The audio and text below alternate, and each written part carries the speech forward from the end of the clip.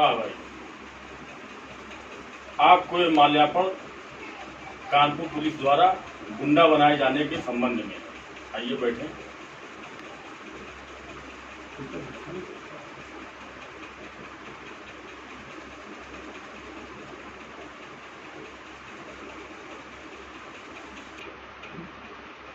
मेरा नाम गौरव त्रिपाठी है और आप हमारे साथी हैं सूफी कौसर हसन मजीदी साहब, और हम दोनों लोगों को ज्ञापन देने का हैजा है और झूठे मुकदमे लिखवाने की शौक चल रहा रहता हम लोगों के।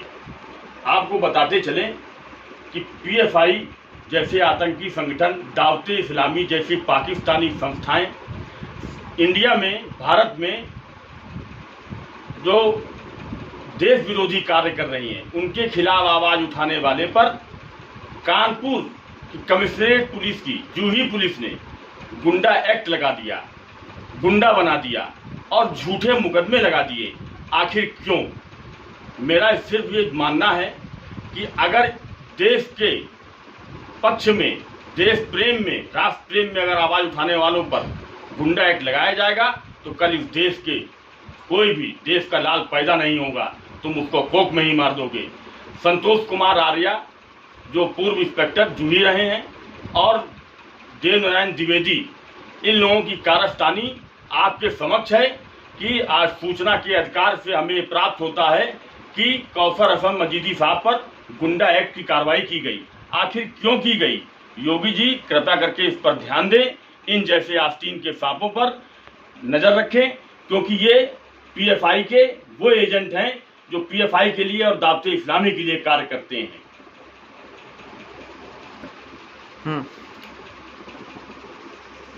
आज बड़ी खुशी है हमको इस बात की कि हम जिस उद्देश्य, जिस मिशन को लेकर के आगे बढ़ रहे थे कि देश में हिंदू मुस्लिम एकता कायम हो और हिंदुओं और मुसलमानों के बीच में आपस में विश्वास की बहाली हो, आज बड़ी प्रसन्नता है। और मैं बधाई देता हूं उत्तर प्रदेश सरकार को, मुख्यमंत्री योगी आदित्यनाथ जी को कि मेरे जैसे एक फ़कीर को आपकी कानपुर नगर की जूही पुलिस ने गुंडा बना दिया। मेरी 42 साल की उम्र है।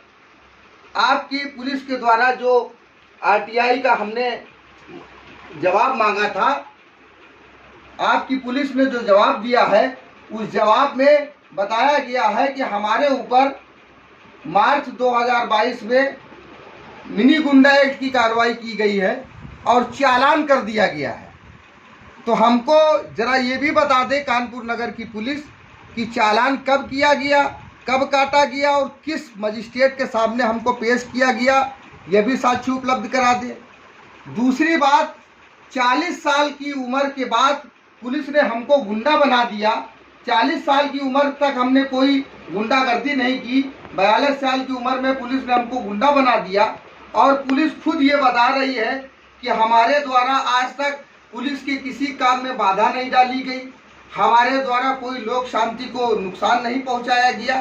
तो आखिर फिर क्यों यह हमको गुंडा बनाया गया? गुंडा बनाने का सिर्फ एक कारण है, वो कारण ये है कि पिछले 3-4 सालों से हम कट्टरपंथी बरेलवी विचारधारा, जिसके कुछ लोग पाकिस्तान का समर्थन करते हैं, पीएफआई जैसी चरमपंथी संस्था जो देश में विखंडन और अलगाव लाती है, हम उसके खिलाफ संघर्ष कर रहे हैं। उस संघर्ष के कारण संतोष कुमार आर्या, देवनारायण द्विवेदी ने मिलकर के हमारे खिलाफ फर्जी मुकदमा लगाया और ऐसे आदमी के प्रार्थना पत्र पर मुकदमा लगाया गया जो कि अभ्यस्त है अपने घर की महिलाओं को, लड़कियों को आगे करके फर्जी मुकदमे लिखवाने में अभ्यस्त है।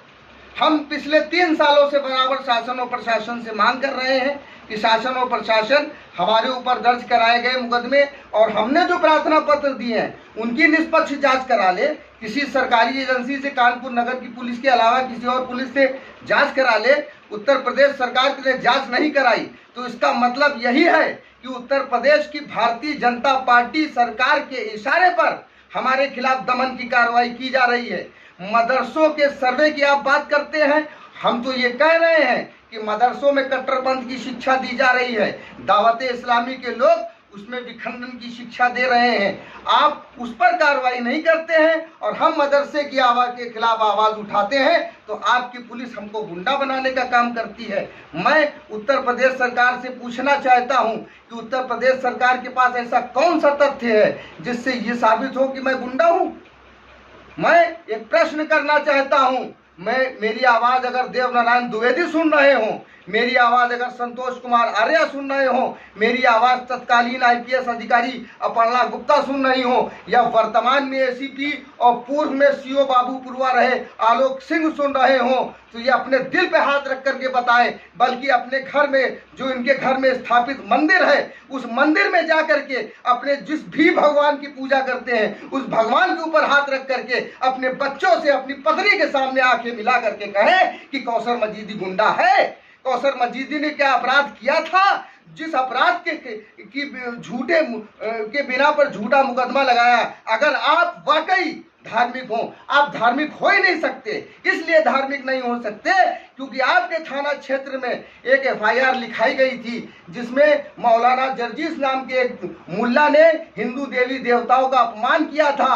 आप हिंदू देवी देवताओं का अपमान करने वाले के खिलाफ कार्रवाई नहीं कर पाए। आप क्या कार्रवाई करोगे? आपके क्षेत्र में खुलेआम गौकशी की जाती रही, आप उस पर कार्रवाई नहीं कर पाए। जब आप अपने इष्टों की हत्याओं को नहीं रोक सके पैसे के लिए, तो आप क्या किसी की रक्षा करेंगे? और एक बात और मैं कहना चाहता हूँ, और बात मैं ये कहना चाहता हूँ कि जिस तरह से आप लोगों ने अपने दिल पर हाथ रख करके कहिए, अपने भगवान को हाजिर नाजिर मान करके कहिए संतोष कुमार आर्य जी कि आपने सरवर चिश्ती के खिलाफ हमारी एफआईआर पर एफआईआर लगाई। क्यों लगाई? क्या सरवर चिश्ती से आपको पैसा मिला था इसलिए लगाई आपने?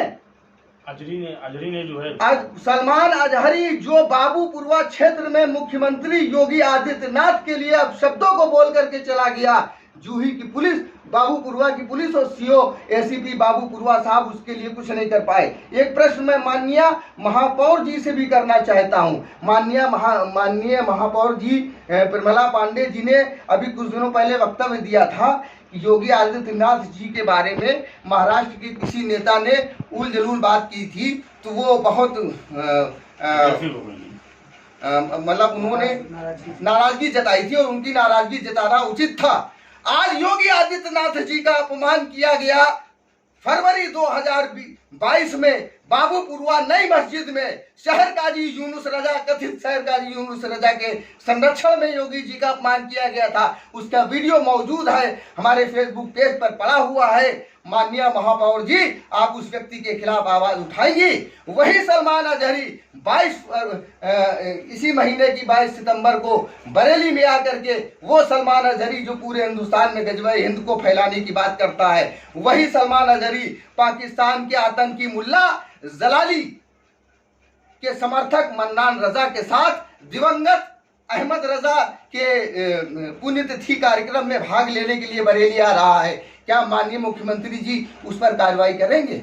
नहीं कर सकते आप लोग कार्रवाई। आप लोग उस पर कार्रवाई करते हो जो गरीब है, जो शोषित है, जो पीड़ित है, जिसका कोई बोलने वाला नहीं है। मैं तो बड़ा गर्व करता था कि हमारे प्रदेश का मुख्यमंत्री एक संत है।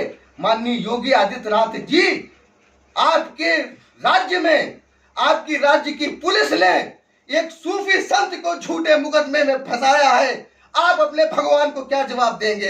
मैं सिर्फ आपसे इतना पूछना चाहता हूं, आप अपनी अंतरात्मा से इस बात का जवाब दें कि सूफी ने इस सूफी संत ने क्या बिगाड़ा है। हमने तो सिर्फ देश को जोड़ने की बात की है, कट्टरपंथियों की मुखालफत की है। सिर्फ उस मुखालफत की बिना पर आपकी पुलिस ने हमको गुंडा बना दिया।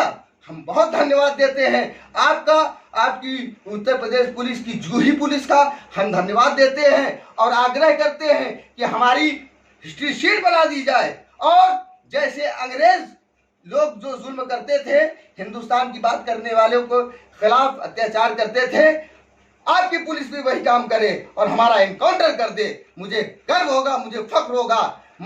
और दूसरी बात, मैं एक बात कहना चाहता हूं, संतोष कुमार आर्य जी कान खोल करके सुन लीजिए। एसीपी आलोक सिंह कान खोल करके सुन लीजिए। और तत्कालीन डीआईजी अनंत देव तिवारी, जिनको मैंने प्रार्थना पत्र दिया था और कहा था कि इसकी पुनर्विवेचना की जाए, और हमारी बात नहीं सुनी थी।